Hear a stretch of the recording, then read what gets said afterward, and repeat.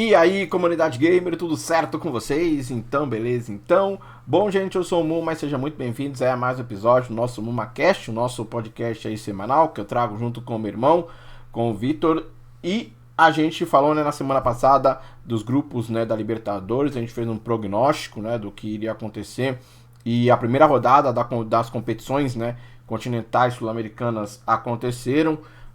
Jogos interessantes, partidas que algumas surpresas, outras comprovaram, alguns times comprovaram favoritismo, outros sofreram um pouco mais, mas é o que vai realmente acontecer, né? Com a Libertadores, ela tem esse aspecto ainda, né, de esse glamour ainda, né, dessa competição, e isso é o que nos faz, né, querer assistir, nos faz a competição se valorizar ainda mais. E hoje a gente vai falar de uma competição que também, né, tá crescendo cada vez mais, ganhando cada vez mais força também, principalmente para as equipes de médio porte, né, porque significa maior exposição, maior interesse da sua torcida, né, e também aqueles times também que estão buscando voltar à elite também pode ser um caminho interessante, que é a Copa Sul-Americana, né, que a gente vai falar de hoje. Assim como a gente passou por todos os grupos, nós vamos passar também por cada um dos grupos, né, dando ênfase aí nas equipes que a gente considera talvez aquelas são favoritas, valorizando um pouco, falando um pouquinho da expectativa dos clubes brasileiros, né, nessa competição. Então vou deixar o Vitor primeiro aí se apresentar e aí a gente abre com o grupo A. A gente pode até falar já com base nos resultados da primeira rodada. E aí, Vitor, como é que você tá? Chama! Fala, pessoal, como vocês estão? Espero que estejam com muita saúde acima de tudo. Começamos aí mais um MumaCast, podcast aí sempre que a gente curte com vocês. Começar primeiro que pra gente, algumas pessoas chegaram a falar para eu não fazer aqui, ó, do lado do quadro, aqui em cima do quadro, abaixo do quadro, né, praticamente, mas assim, para dar uma mudada no visual. Então não fiquem bravos comigo aí que eu tô fazendo abaixo do quadro, e mostrar também aí, ó, mais uma vez na minha carreira, título aí, ó. Título não, desculpa. Vice-campeonato dos jogos regionais. Não sei se dá pra ver direito. Um pouco mais para cima e para trás. Dá para ver Secretaria de Esportes e Turismo, isso aí. Dos jogos regionais. Na época eu tava na Matonense.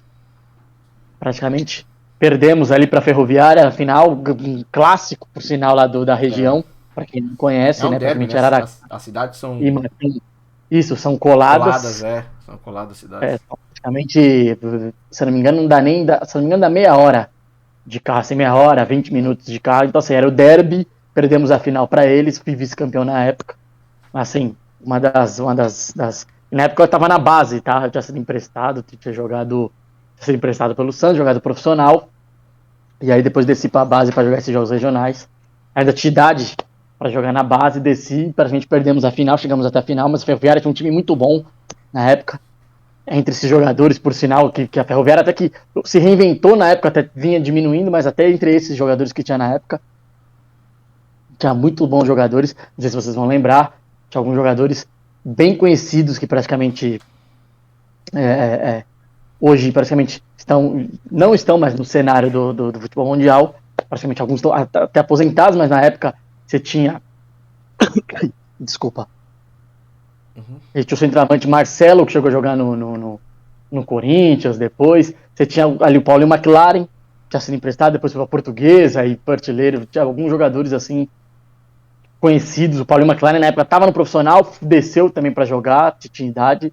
Assim, tinha muitos jogadores conhecidos. Assim, na época o Paulinho McLaren até mais velho que a gente, tinha uma idade para jogar os jogos regionais. Assim, muito fora da Ferroviária. E hoje vamos falar de Sul-Americana, falar aí, com base nos resultados mesmo da primeira rodada, passar grupo a grupo, desculpa, contando para vocês praticamente. A gente acha que deve acontecer aí na Sul-Americana, que também é um campeonato assim, não mais difícil, né? Dizem que é a Libertadores B, mas só passa o primeiro. Então torna um campeonato assim, você não pode errar. Quem tá no grupo não pode errar. E às vezes você errar no primeiro jogo pode fazer praticamente coisas ruins até o final do campeonato. Então, assim, apesar de ser os times serem menores, de serem times um pouco piores do que estão na Libertadores, mas a margem de erro é menor do que na Libertadores. É isso aí, né? Esse é um dos detalhes mais importantes, né? Que às vezes as pessoas esquecem, né? Só passa um time, né? Só passa o primeiro colocado, então resultados aí negativos podem complicar para a equipe. Bom, a gente vai começar falando do grupo A, né? Já inclusive dando destaque um pouco nos jogos da primeira rodada, né? A gente tem o Barcelona de Guayaquil, que venceu o Montevideo Wanderers, né, por 4-2. Além desse grupo também temos o Lanús e o Metropolitanos, que empataram em 0-0. O que a gente pode falar desse grupo, que é um grupo sem brasileiros. Eu não sei se é o único grupo sem brasileiro, sem um clube brasileiro. Acho que é o único grupo sem clube brasileiro, não é? É isso mesmo, é o único grupo sem um clube brasileiro. É Lanús. Barcelona de Guayaquil, Metropolitanos e Montevideo Wanderers. O candidato à vaga é o Barcelona de Guayaquil, né? Lembrando que o Barcelona de Guayaquil acaba sendo eliminado pelo América Mineiro nos pênaltis. É um time que esteve na semifinal da Libertadores no ano passado, perde pro Flamengo, faz 2 bons jogos até contra o Flamengo, mas acaba sendo eliminado. É um time, assim, que conseguiu manter a base. Além disso, tem o fator ali um pouco de jogar em casa, a torcida lota, a torcida muito fanática. Então, assim, é um time favorito ao grupo. Tem o Lanús da Argentina, que é um time, assim, ele tem uma base, mas ele perde alguns jogadores que acabaram indo para o futebol europeu ou para outros clubes maiores da Argentina. Clubes não maiores, mas clubes de maior aporte, né? Tem mais dinheiro, ele perde um jogador pro Lanús, que é o Del Vecchio, que é um jogador que é um ponta-direita novo, conhecido, acaba indo pro Boca Juniors, ele perde jogador pro River Plate. Assim, o favorito é o Barcelona, que ontem venceu, por sinal. 4-2. O seu jogo na estreia. O Lanús empata. E assim, porque eu disse, o Barcelona é o favorito a passar nesse grupo, acho que o Barcelona deve passar. É um time assim, até favorito, até mais longe até na Sul-Americana, tá? É um time assim, que o fator casa pra ele é muito forte. Ele faz bons jogos fora também, ele tem alguns problemas defensivos.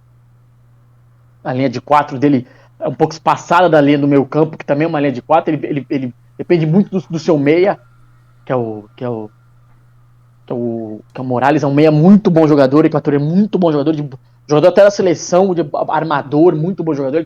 Ele parece um pouco o Arrascaeta, assim, o estilo de jogo. Óbvio, o Arrascaeta é melhor do que ele, mas ele tem um estilo de jogo um pouco parecido com o Arrascaeta. É um jogador de muita dinâmica de jogo, vem arma, sai pro jogo, chega lá na frente. É um jogador que até fez um gol olímpico ontem, lindo. Quem não vê esse gol, assista. O gol olímpico muito bonito ele faz. Assim, o Barcelona é o favorito a passar e eu acho que deve passar nesse grupo. Realmente. E o Barcelona então, é um dos times aí que pode chegar, que você falou, nas fases mais agudas, né? Não é surpresa se o time alcançar aí uma semifinal ou até mesmo uma final da competição, né?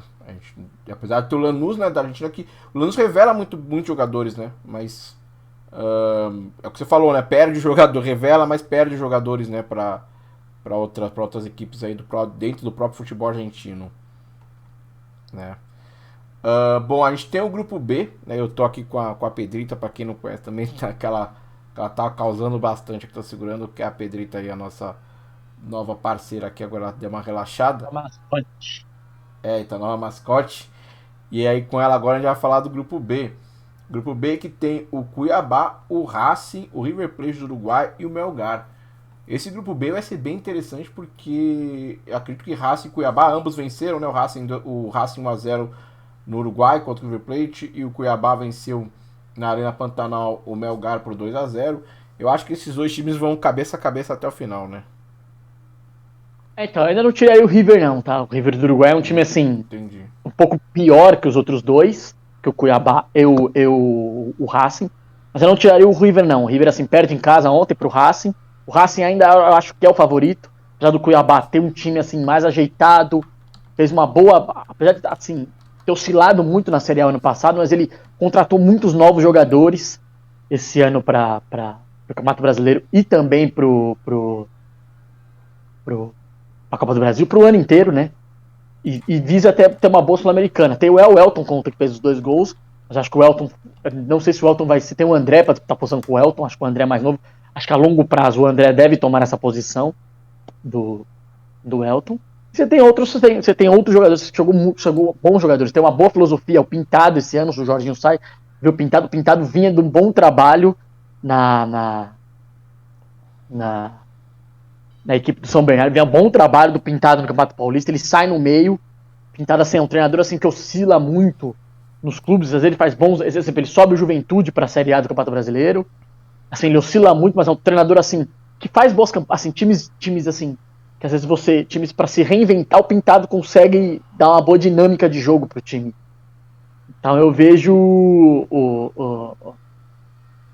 o Cuiabá brigando com o Racing ali, mas o Racing, assim, tradição, muito forte em casa, lá no Cilindro, jogo chato no Cilindro, é um campo menor, a torcida muito perto. Esse vai Assim, ser o o São jogo. Paulo teve muitas dificuldades ano passado na Libertadores, acaba praticamente passando pelo Racing, mas por um jogo ruim do Racing. Continua sendo a mesma filosofia do ano passado, às vezes 3 zagueiros, às vezes linha de 4. Muda muito o Pizzi continua sendo treinador lá. Então, assim, é uma filosofia muito boa continuar o Racing, cabeça a cabeça, assim, não tiraria o River, não. Acho que o River pode complicar tanto. O Racing conseguiu fazer uma boa vitória ontem, mas o River foi melhor no jogo. Assisti parte do jogo, o River foi melhor no jogo. Mas assim, o Cuiabá fez a sua parte, venceu o Melgar, que eu acho que é o pior do grupo, você não pode perder pontos. Então, assim, Racing vai decidir muito quem não vai perder ponto pro River do Uruguai. Tanto o Racing Entendi. quanto o Cuiabá. Aí nesse eu vou ficar meio em cima do muro, mas eu acho que o Cuiabá passa nesse grupo. Eu acho que o que vai definir muito, muito mesmo aqui é o que você falou, é o confronto direto na Argentina. Acho que o Cuiabá vai ter esse confronto direto na Argentina, ah, e vai ter que, aí vai ter realmente que mostrar muita força, né? Porque o Racing vai chegar indo muito pra cima. O Cuiabá é um time novo nessas competições, então talvez o respeito, digamos assim, entre aspas, não seja ainda tamanho quanto normalmente é para outras equipes do, do próprio do Brasil, da América do Sul. Então talvez o Racing venha tentar pressionar mais o Cuiabá do que ele pressionaria, por exemplo, outras equipes aí que já são mais frequentes, né, são mais presença frequente nessas competições.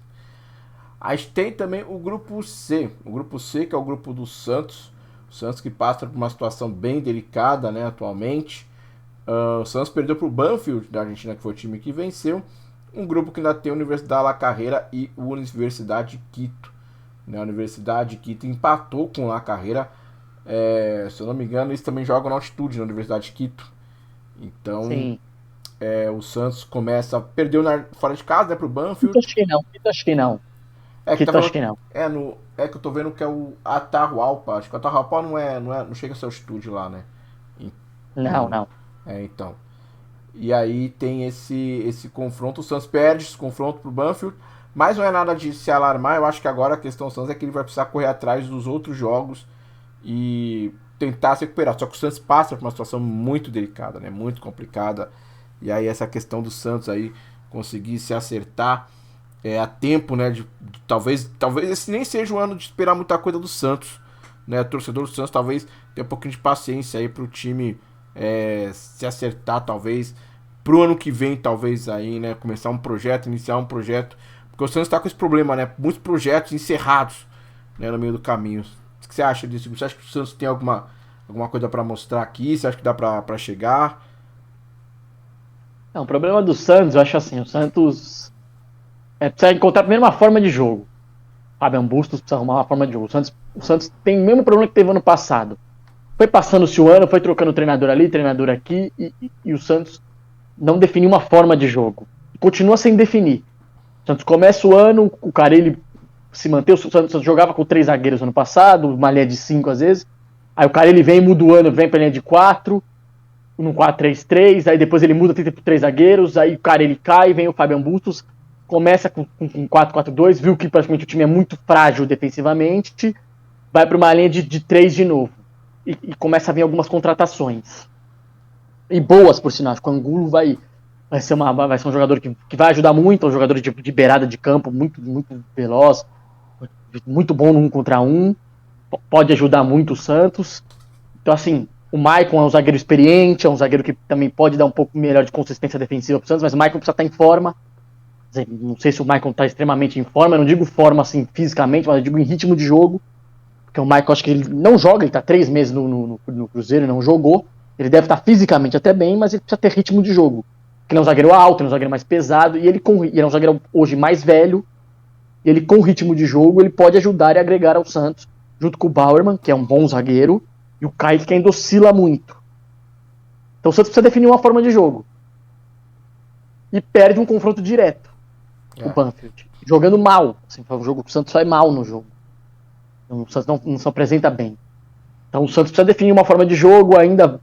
O Marcos Guilherme volta para ser ala, que eu não gosto, acho que não vejo o Marcos Guilherme, apesar de ser um jogador veloz, tal, poder fazer essa função, não gosto muito dele fazendo como ala. O Felipe Jonathan volta a ser utilizado como ala, assim, o Lucas Pires vinha jogando, que é um bom lateral, o Lucas Pires, não, uma boa contratação do Santos. Então, assim, tem que ter os meninos subindo, você precisa ter paciência, os meninos vão oscilar, que é o Ângelo vai oscilar, o tem o Patati que começa a jogar um pouco mais, vai oscilar.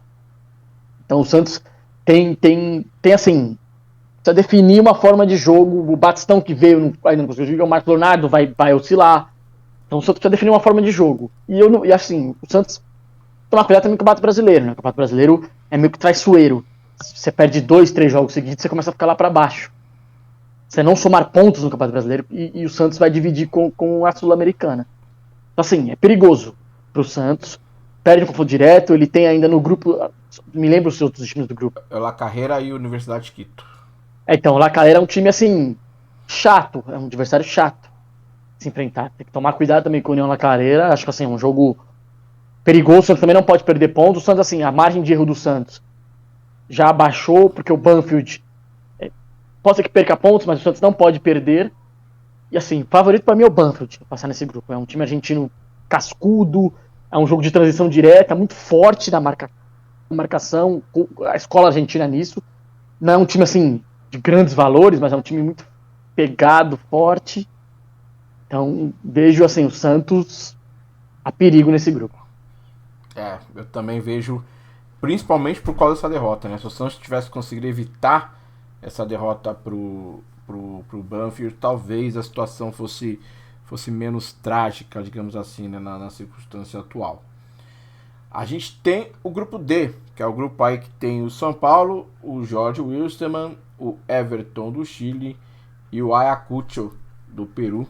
Né, foi o jogo, inclusive, que eu tava fazendo live ontem, eu fiquei meio que fazendo a live, pescando o jogo, né, comentando com o pessoal. Foi um jogo que começou muito frenético, né, muitos gols no começo. E aí depois deu mais friada, o São Paulo no final do jogo consegue... Eu nem vi o pênalti, né, vi só a cobrança do pênalti, não sei como é que foi o pênalti, mas foram muito gols de bola parada. E o São Paulo consegue vencer num grupo que teoricamente não é muito difícil, considerando que é uma coisa que é importante a gente falar, o São Paulo, né, o Vitor falou isso pra mim, que o São Paulo inscreveu muitos jogadores jovens, jogadores da base mesmo. Talvez a ideia do time, eu tava até falando pra ele que a gente tá lembrando a ideia de como o Rogério Ceni foi lançado no Profissional de São Paulo, que foi num torneio também que muitos jovens jogadores foram lançados na época, né, que foi o chamado Expressinho do São Paulo, que ganhou, né? Inclusive até o treinador, São Paulo tinha como treinador o Tele Santana.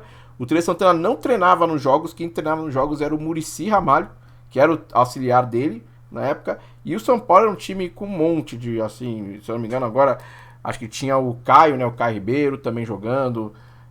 Tinha uma garotada lá, um monte de gente. Denilson show hoje, então todo mundo jogava lá.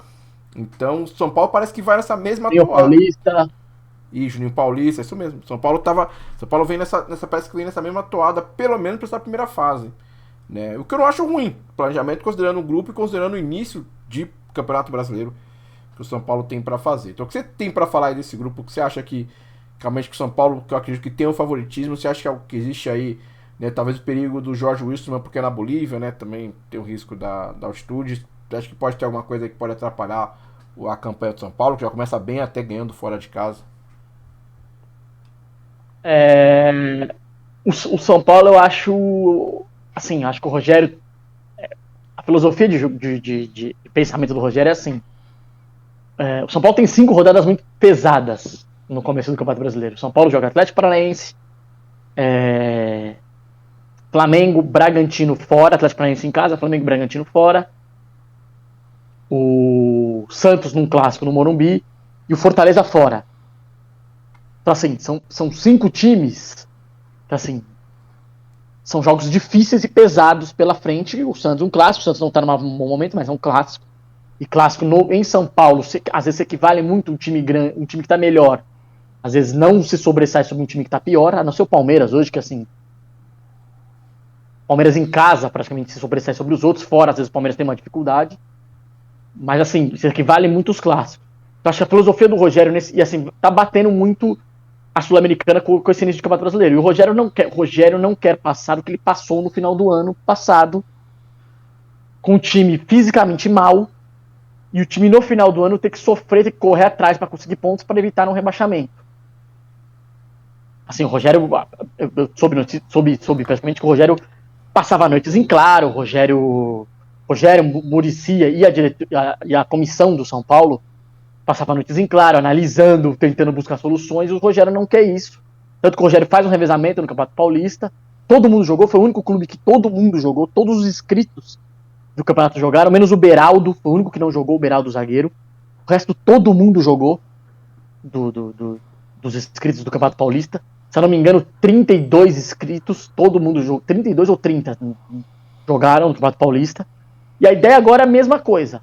E é um grupo, assim, se o São Paulo jogar, conseguir impor o jogo, o São Paulo classifica. Contra um jogo fraco do São Paulo.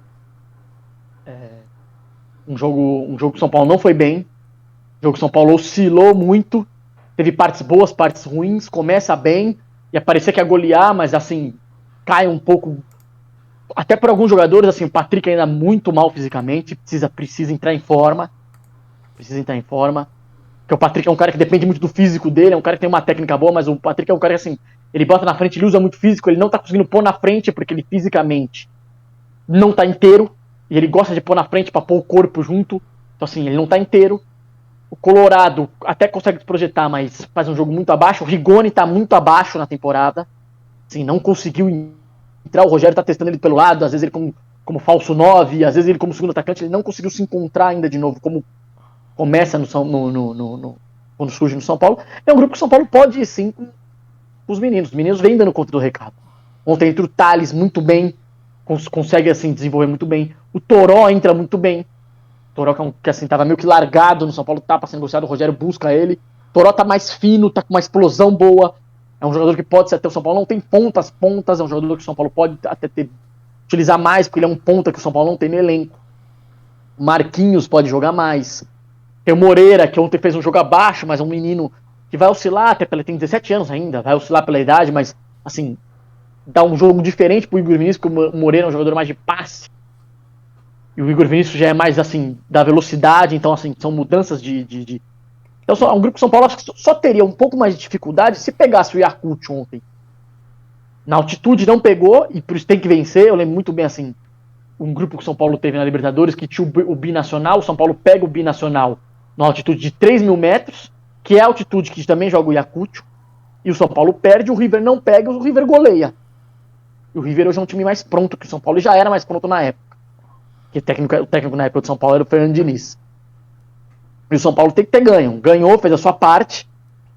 Eu acho assim, o Everton é um time também que oscila muito, tá assim, tá em quarto ou quinto no campeonato chileno, mas é um time que oscila muito, é um time defensivamente muito frágil, mas tem essa filosofia do futebol chileno de posse de bola, assim, oscila muito.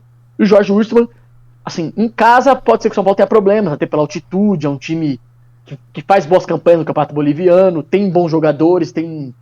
Mas acho que assim, o São Paulo é um bom campeonato que o São Paulo rodasse o elenco, até mesclar de vez em quando, pôr os meninos ganharem cancha também, para até futuro, para até, se tiver que apertar mais para frente, poder utilizar esses meninos. Acho que o Rogério vai bem e o São Paulo é favorito a passar no grupo, até sem muitas dificuldades. Teve dificuldades no jogo contra o Yakult, mas eu não vejo, assim, muito pelo jogo não entrar. Assim, o segundo tempo do jogo, o Yakult não deu um chute no gol, que não foi nem um chute, né?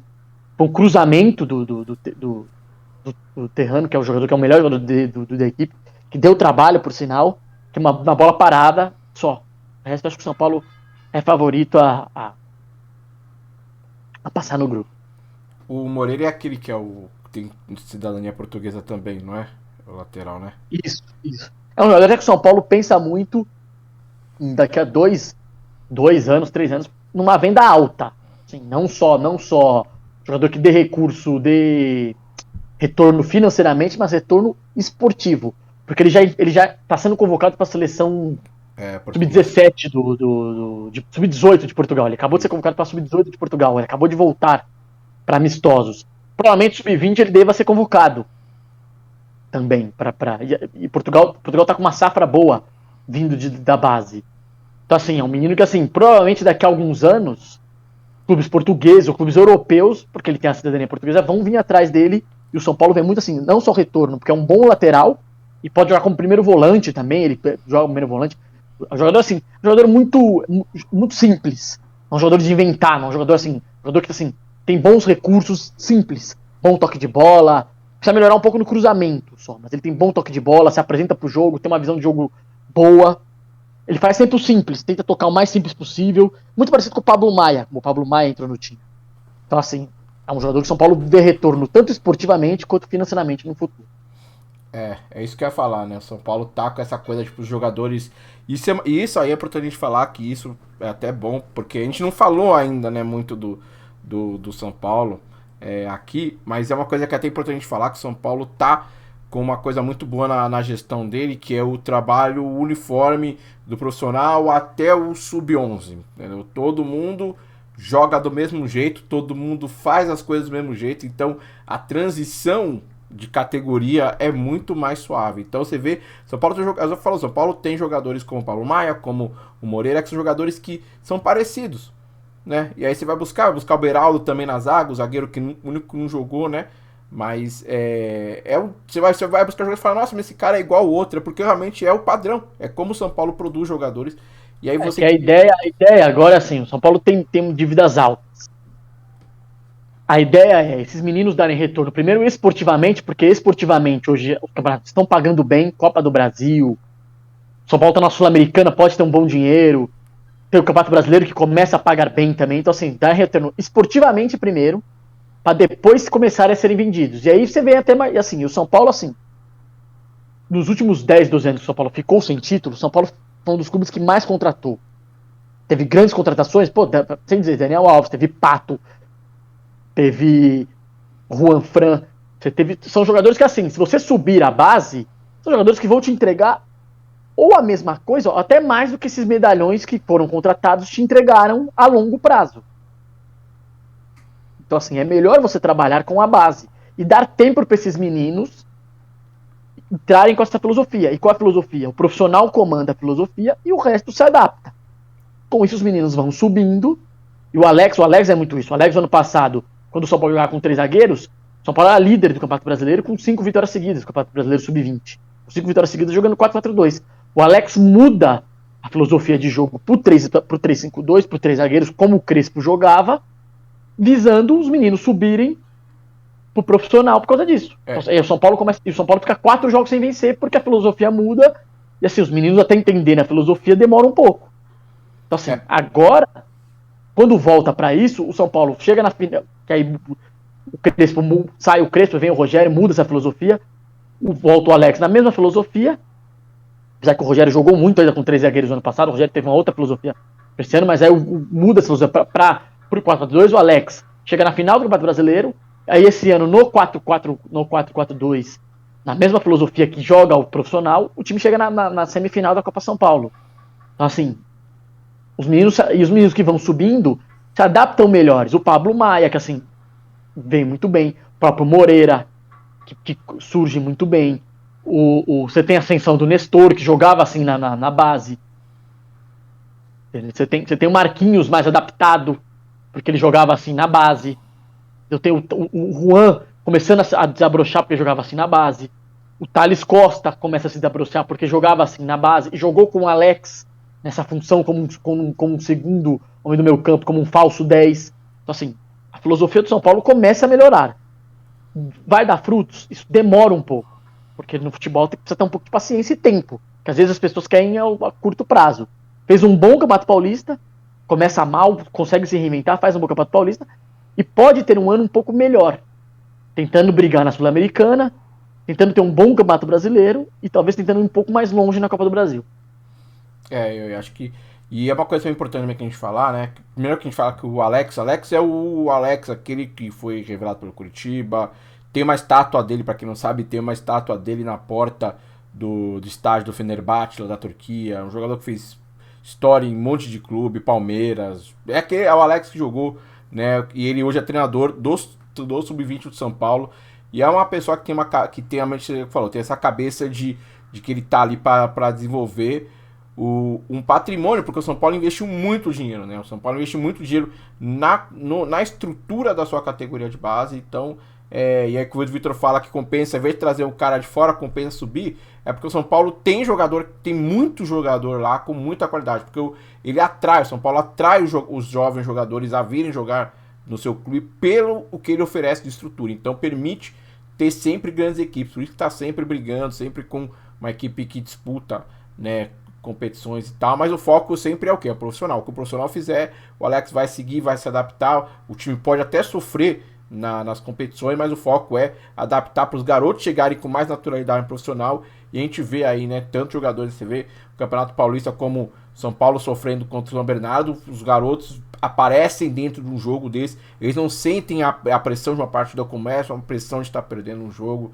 e a facilidade do esquema também, da adaptabilidade do esquema, permitiu eles levarem esse time, né? Que a gente fala, né? Que a final teve a derrota, Palmeiras no segundo jogo da final, teve, mas não é não é algo que atrapalha o trabalho, né? O São Paulo segue o trabalho, faz um bom jogo. Acho que a Sul-Americana vai ser bem para isso, vai ser bem para não só para os garotos ganharem, se acostumarem, né? Ganharem essa cancha, mas também para poder ser uma vitrine mesmo, para começar a mostrar esses vídeos desses jogos aí para os clubes europeus, aí o pessoal começar já a ficar de olho, né, a ter interesse e chamar mais a marca do São Paulo para fora, né, e ver aquele marketing, não com marketing com foco de ganhar torcedor, mas com marketing com foco de conquistar as equipes europeias, né, fazer as equipes terem mais interesse, com o São Paulo conseguir grandes negócios, como consegue, né, nas vendas. A ideia quando montou o Cotia, né, do Juvenal Juvencio, era o São Paulo ser uma espécie assim de uma filosofia muito parecida que tem o Barcelona. Óbvio que o Barcelona assim ainda contrata mais e tem um poder financeiro muito maior do que tem o São Paulo. Mas a ideia era assim, você ter apenas contratações pontuais e assim jogadores para completar elenco serem os meninos de Cotia. Acho assim, demora um pouco para ter isso. O Raí até tentou impor essa filosofia com o Jardine, mas não entra, aí entra um pouco mais com o Diniz, porque o São Paulo devendo muito e não podia contratar. O Diniz não podia fazer contratações, e aí o Diniz traz um pouco essa filosofia, e aí a ideia agora com o Rogério é manter isso. Apesar do Rogério ter pedido algumas contratações e tal, mas acho que assim, a filosofia é essa, acho que a longo prazo do São Paulo. É completar elenco os meninos. Se for trazer alguém, você tem que trazer alguém que venha para resolver.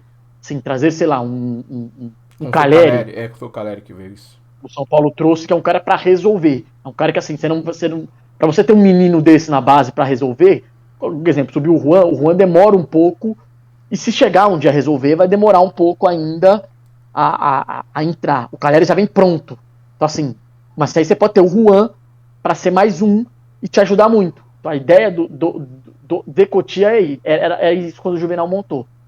Estruturar a base, você montar atletas prontos para o profissional para completar o profissional. Se vir alguém para o profissional para contratar, cara, para resolver. Que eu acho que isso tem que ser a filosofia dos times que não têm um mecenas. Vou dizer, times que não têm um mecenas, acho que a filosofia tem que ser essa. Você melhorar a sua categoria de base, estruturar a sua casa, principalmente a categoria de base, conseguir revelar jogadores da categoria de base. E assim, se for trazer jogadores medalhões ou jogadores prontos para chegar para ser titular no profissional. A ideia para mim é essa. Até quando eu tô fazendo futebol manager que eu falo pro pessoal, né? Que o pessoal às vezes dá sugestão de jogador, eu falo, não precisa dar sugestão de jogador velho, o cara vai vir para somar. Eu falei, pega o jogador mais jovem, que tá na base para poder, porque se for só para adicionar, você usa o que você tá produzindo internamente. Entendeu? Eu tenho exatamente essa ideia, pessoal. Vocês verem que é um negócio que é meio que não vem da minha cabeça sozinho, né? É um negócio que eu e o Vitor, a gente pensa bem nisso, porque a gente viveu muito isso daí, né? A gente viveu bastante essa coisa, então a gente vê aí, né? Então, exemplo clássico, quando a gente já era da base lá da Portuguesa, já chegou a jogar também. A filosofia era essa, a Portuguesa na época não tinha dinheiro. A Portuguesa não era um time rico na época. A Portuguesa tinha uma estrutura de base muito forte. A Portuguesa tinha, além do time de base, a Portuguesa tinha escolinhas. E da escolinha eram puxados jogadores da escolinha para treinar, às vezes no time de base, para ver se servia para o time. Então, assim, essa filosofia fez a Portuguesa por anos ter boas equipes e tentar brigar contra os grandes de São Paulo, que ela tinha menos recursos, contra Corinthians, contra Santos, contra São Paulo, contra Palmeiras. Resultou no E ela título, conseguia né? brigar. Resultou na Copa São Conseguia, Paulo, né? sim, não só a Copa São Paulo, mas pô, na Campeonato Brasileiro de 96, o time tinha vários jogadores, que é vice-campeão contra o Grêmio, tinha vários jogadores que eram da base. Ano seguinte, o time que perde em 98, que perde pro Corinthians numa semifinal, com o erro do Castrilli, também é um time que tem muitos garotos da base, porque sempre teve essa filosofia.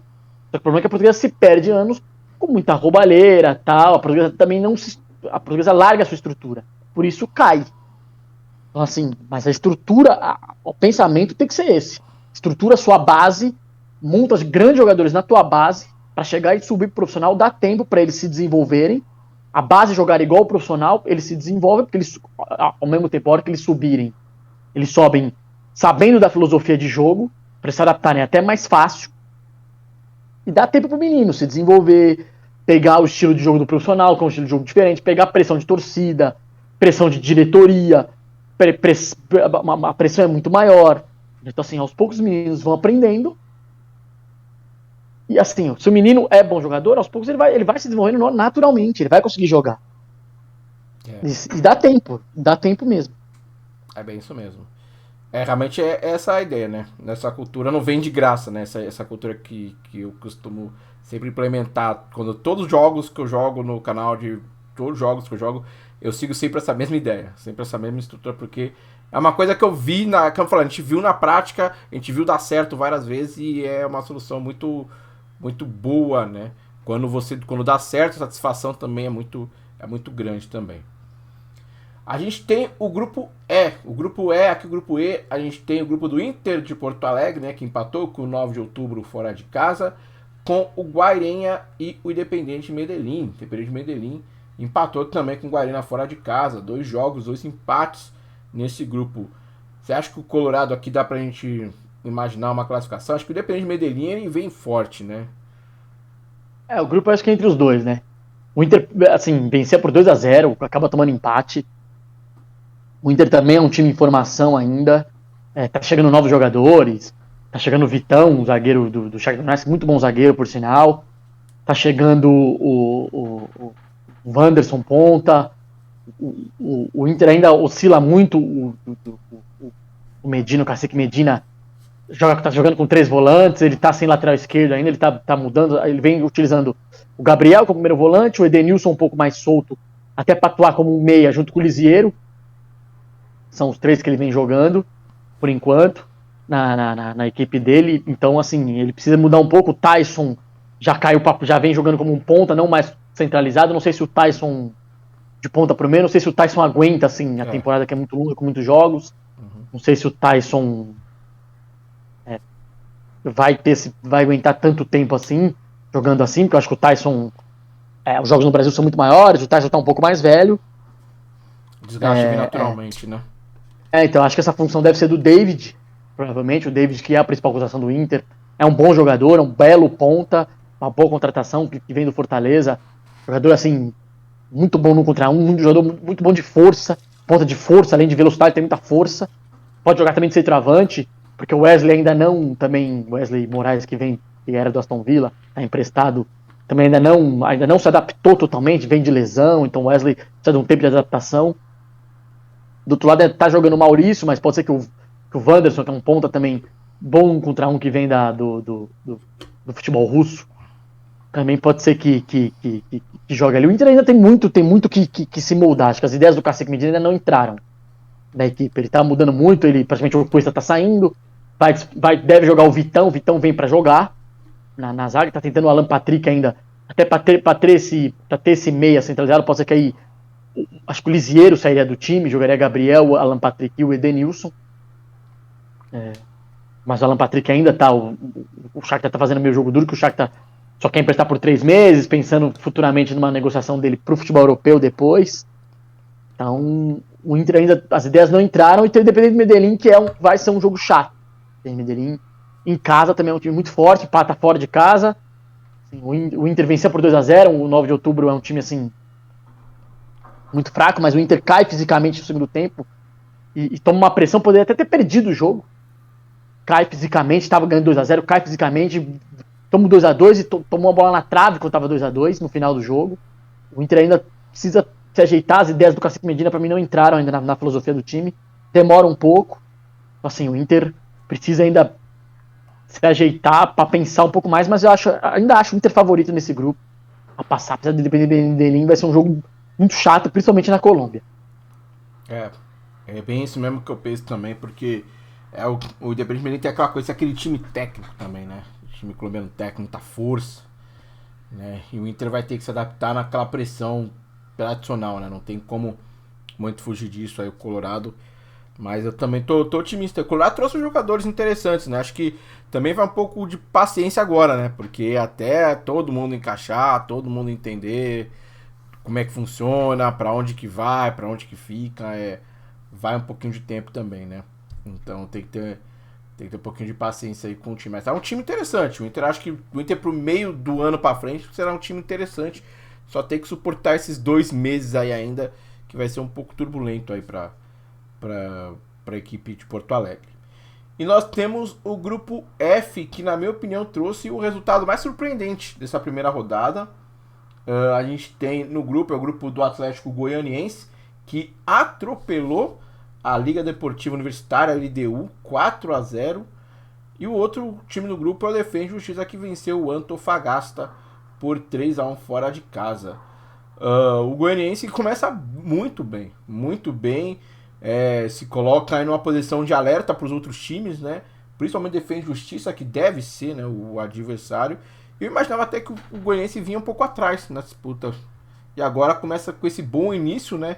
Pode começar a pensar em alguma coisa interessante. O que você acha aí nesse grupo F agora? É um grupo bem disputado, né? Bem equilibrado, assim, entre os três. Defesa e Justiça, o Atlético Goianiense e a LDU. E uma vitória surpreendente. O Atlético Goianiense, assim, não via bem na temporada, né? Ele ganha o Goiano, mas ele oscila muito no Campeonato Goiano. E acaba ganhando o Campeonato Goiano em cima do Goiás.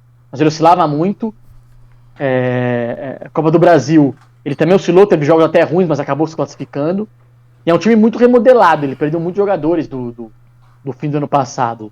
E quem vem bem lá, bem mesmo, é o Shailon, de São Paulo. Vem jogando como um meia aberto pelo lado direito do campo, trazendo para o meio, vem fazendo gols, tendo boas atuações. Coisas que ele não teve no São Paulo. E teve até não teve no Bahia, mas ele foi bem no Goiás. E ele tá indo bem no Atlético Goianiense, fazendo bons jogos. Surpreendeu essa vitória de 4-0, porque o LDU é uma equipe muito forte em casa, até jogo fora de casa, até dá muito trabalho para os adversários. Surpreendeu mesmo. Assim, vejo uma ótima vitória, um bom passo pro Atlético Goianiense, porque pode ser que esse grupo seja decidido até em saldo de gols. Então, assim, muito boa vitória.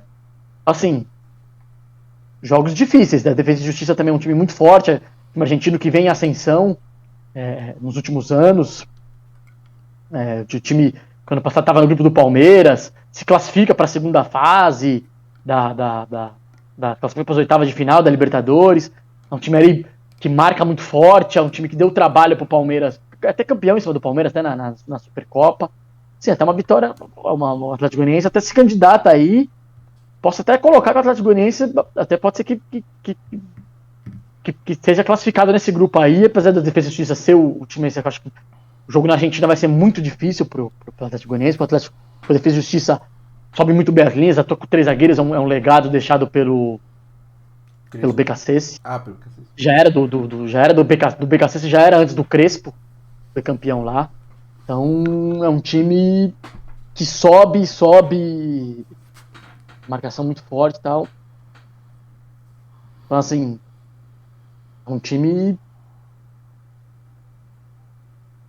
difícil, mas eu acho que o Atlético Goianiense vai acabar passando nesse grupo aí. Vamos ver se manter as boas campanhas, porque são 2 confrontos diretos, né? É um grupo com cada time tem 2 confrontos diretos. E aí. Tanto em casa quanto fora, então assim. Então. E aí, então essa vitória é muito importante mesmo.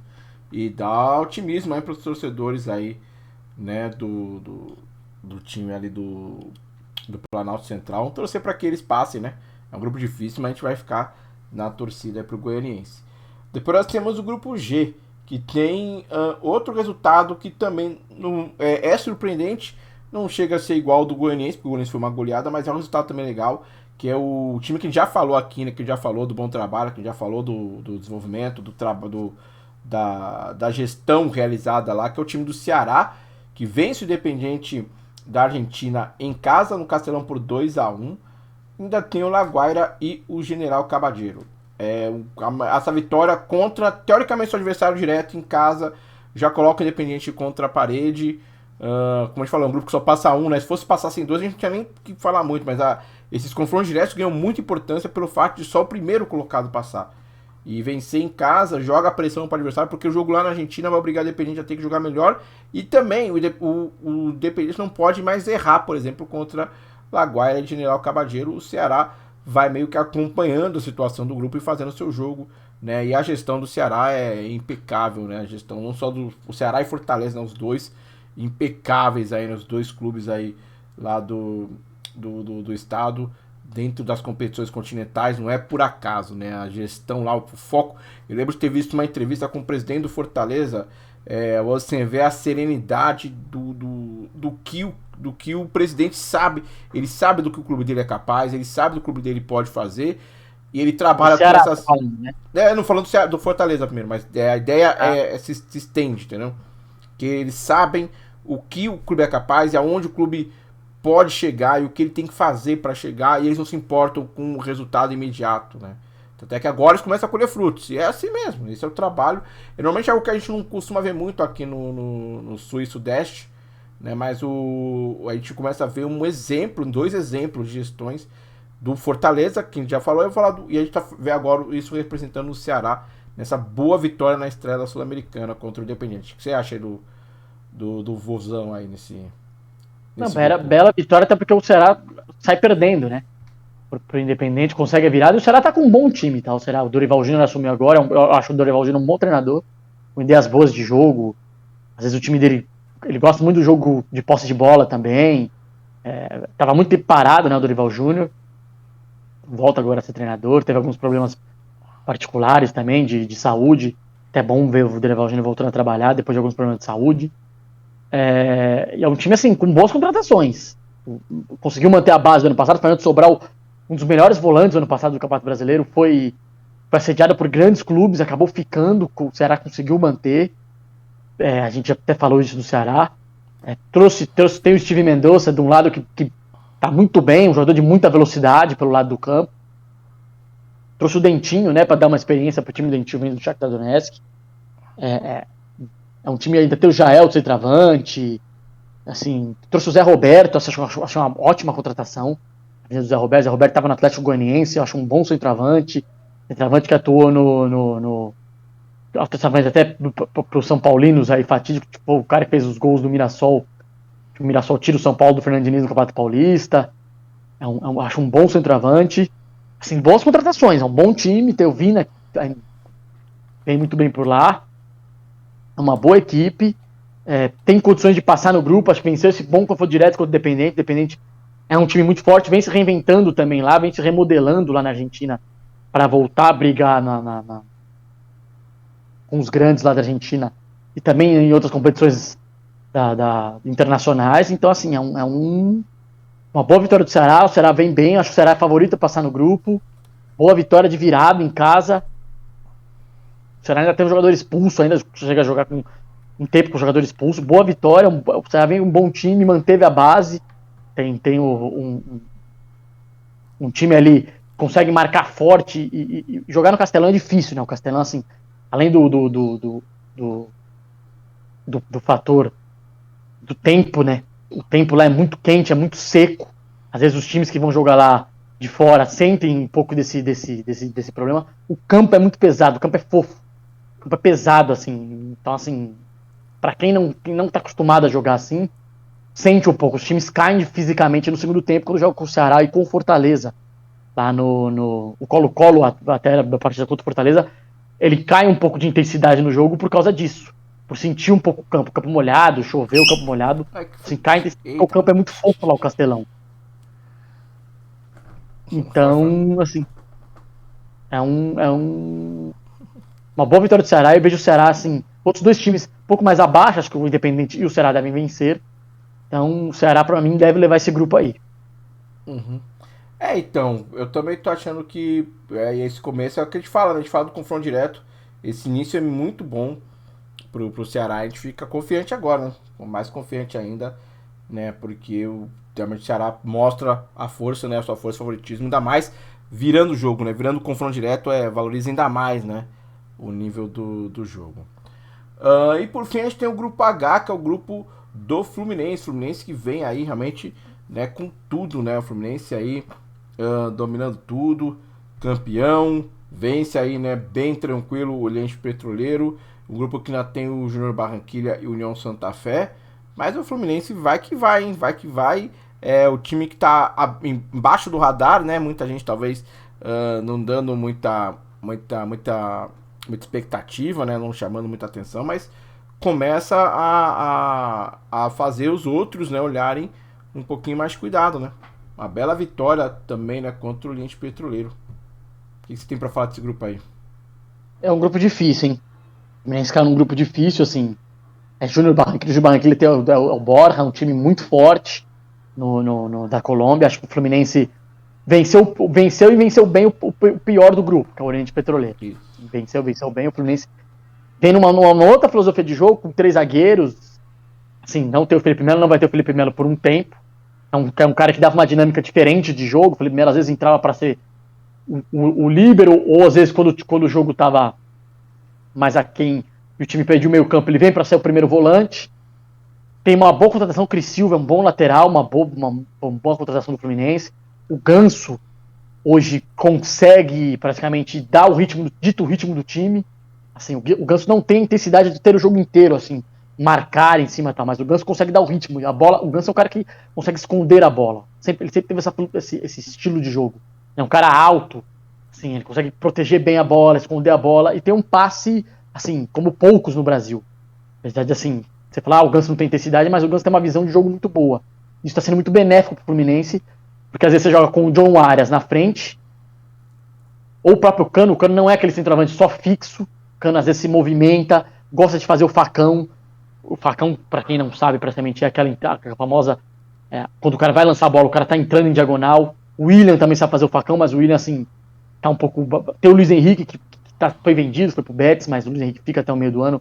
Também é uma ótima revelação. Então o Fluminense, o Abel tá montando uma equipe, assim, na filosofia de jogo dele, que é marcar forte e ser um time de ligação direta. O Ganso passa muito por isso, porque o Ganso é o cara que, assim, dita esse ritmo. Que quando é pra acelerar, ele acelera, quando é pra cadenciar, ele cadencia. Por isso o Ganso continua sendo titular do time, pela filosofia de jogo do Abel, que é essa filosofia de ligação direta. O Abel não é um técnico de posse de bola.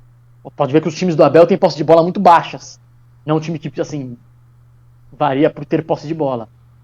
É um time que varia muito por marcação forte no meio campo, tal, roubar essa bola, trabalhar para ir rápido. E o Ganso passa muito isso pelo Ganso. E com o Cano, assim, muito bem, fazendo os gols lá na frente. O Fluminense, assim, é um grupo difícil. O Júnior Barranquilla tem um outro time que é muito bom, esqueci o nome do time que empatou. União Santa Fé. Então, o União Santa Fé, que, assim, também é um time chato. Acho que os 3 disputam a vaga. Vejo o Fluminense à frente deles, mas é um grupo assim, o Fluminense... Vamos ver agora que o Fluminense pega os 2 mais difíceis do grupo.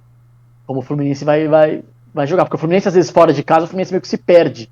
Se perdeu contra o Olímpia e acabou sendo eliminado. O Fluminense, às vezes, se fecha muito por se fechar muito, o Fluminense praticamente, às vezes, atrai muito adversário e, assim, é o famoso ditado.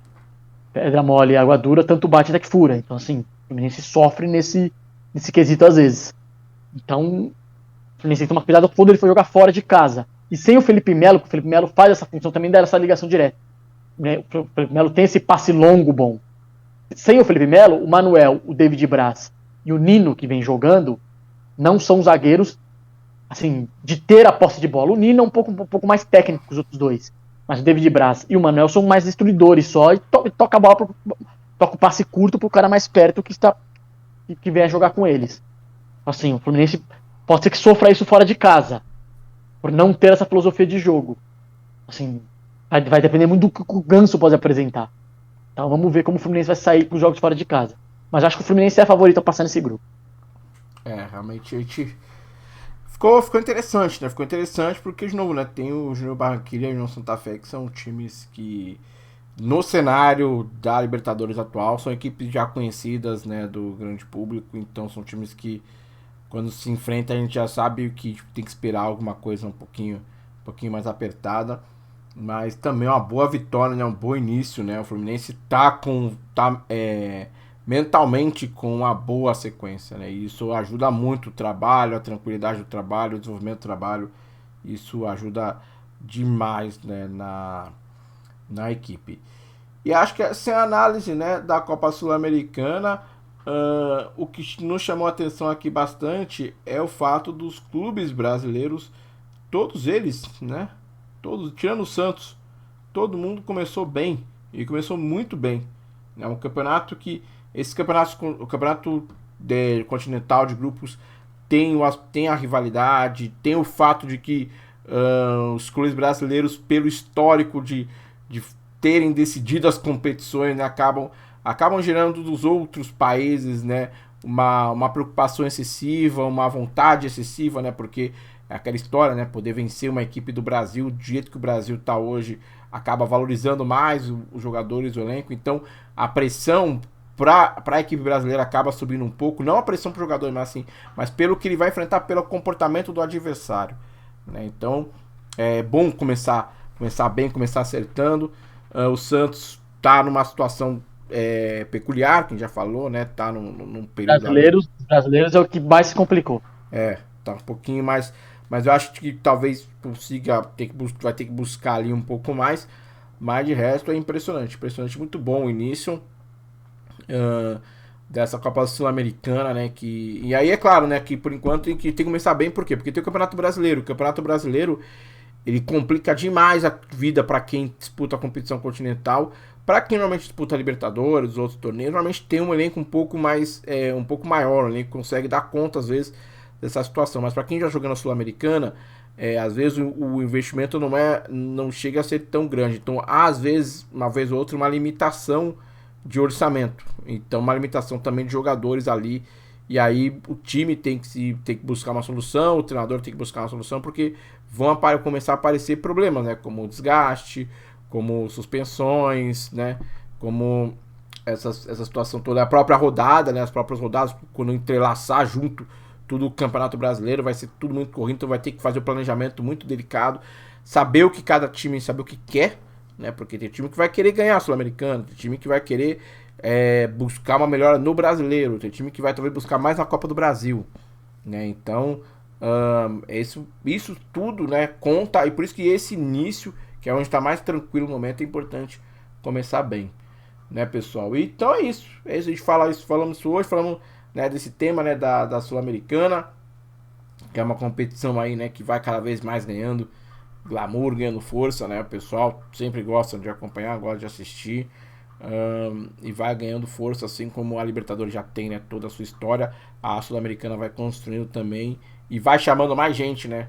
Por exemplo, torcedores, né, como a gente pode falar aqui, né, torcedores como, por exemplo, o do Atlético Goianiense, o do Cuiabá, né, que podem experimentar esse tipo de sensação de poder ter um jogo. O Ceará também lotou o Castelão, deve lotar o Castelão nos jogos. Isso, contra o Ceará, então você pode ter a sensação de poder estar em uma partida dessa, em um jogo, em um clima desse nível, né, contra adversários de fora do país. Isso eu acho fundamental, tanto é que foi o que levou na Europa a criação da Conference League, né, que não tem já só a Liga dos Campeões e a Liga Europa. Eles criaram a Conference League justamente para aumentar essa experiência das torcidas dos times que às vezes não conseguem chegar nas principais competições, mas tem a oportunidade de jogar contra outras equipes de outros países e acaba criando aí um clima novo e tudo, uma vantagem. Isso é só vantagem, né, para o clube, né, financeiramente, em termos de marketing, é sempre uma grande vantagem. E é isso, Vitor. Então o que você tem para falar aí? Você faz o encerramento, né, pessoal, como sempre. Muito obrigado, né? Continue acompanhando, tamo junto. E aí, Vitor, manda aí pra galera aí o nosso finale aí. Obrigado mais uma vez, pessoal, aí tá acompanhando a gente, quem tá curtindo, quem tá compartilhando, os nossos assinantes, para quem às vezes só vê e praticamente tá lá como que assistiu o nosso podcast, muito obrigado mais uma vez, agradeço aí, a repercussão tá muito boa, acima de tudo, as coisas estão andando legais pra gente, as pessoas cada vez dando mais opiniões, mais pitacos sobre o que a gente deve fazer, qual assunto comentar, qual dinâmica seguir do podcast, o que querem ouvir, o que querem saber. Isso aí tá bem legal, graças a Deus. Obrigado, galera. Boa semana a todos. Fiquem com Deus, saúde e vamos que vamos. Semana que vem, mais um novo assunto pra gente contar pra você. Valeu, galera. Um abraço. Valeu.